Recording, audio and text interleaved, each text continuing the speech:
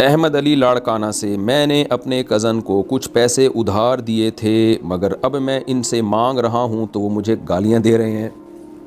یہی ہوتا ہے، یہ میں بیانات میں 20ویں دفعہ بتا چکا ہوں کہ اس زمانے میں ادھار دینے والا بیوقوف اور لے کے واپس کر دینے والا اس سے بھی بڑا بیوقوف، اور جس کو میری بات سمجھ میں نہ آئے وہ ان دونوں سے بڑا بیوقوف۔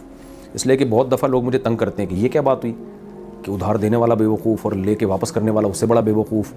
اس لیے میں نے اس میں ایک جملہ ایڈ کر لیا کہ جس کو ہماری بات کا مطلب سمجھ میں نہ آئے تو وہ ان دونوں سے بھی بڑا بیوقوف۔ مطلب یہی ہے کہ بھائی دینے والا تو اس لیے بیوقوف ہے کہ اس کو پتہ ہے اس زمانے میں کون واپس کرتا ہے، تمہیں پتہ نہیں سوسائٹی کا، اور لے کے واپس کرنے والا اس لیے بیوقوف نہیں کہ وہ کوئی شریعت کے مطابق کام کر رہا ہے، وہ شریعت کی وجہ سے تھوڑی دے رہا ہے۔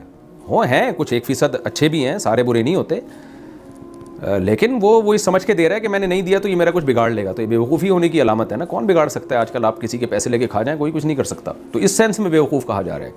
تو اس لیے کسی کی بات کے مطلب کو سمجھنا چاہیے۔ باقی شریعت میں قرض دینے کی بھی فضیلت ہے، میں اس کو مانتا ہوں، لیکن کس زمانے میں فضیلت ہے؟ اس زمانے میں جب لوگ پیسے لے کے واپس کر دیا کرتے تھے۔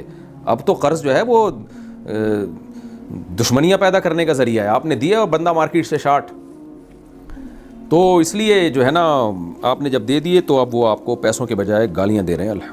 وہی ہو رہا ہے جو سوسائٹی میں ہونا چاہیے۔ تو کیا میں ان کو پیسے بخش دوں یا نہیں؟ نہیں بخشیں، آپ کیوں بخش رہے ہیں پیسے؟ جب گالیاں دے رہے ہیں تو آپ کم از کم اتنا تو کریں نا کہ یا تو ہوتا نا آپ کے سامنے جھک جاتے، یار معاف کر دے بھائی، تو آپ بخش دیتے۔ جب سامنے والا کا ایٹیٹیوڈ ایسا ہے تو آپ نہ بخشیں، میرا مشورہ تو یہی ہے۔ باقی آپ کے پاس آپشن ہے کہ بخش دیں یا آخرت میں لے لیں، آپ کی مرضی ہے، لیکن بخشنا اس کو چاہیے جو اپنی غلطی تو مانے نا، سوری تو کرے۔ تو گالیاں دے رہے ہیں وہ ماشاءاللہ۔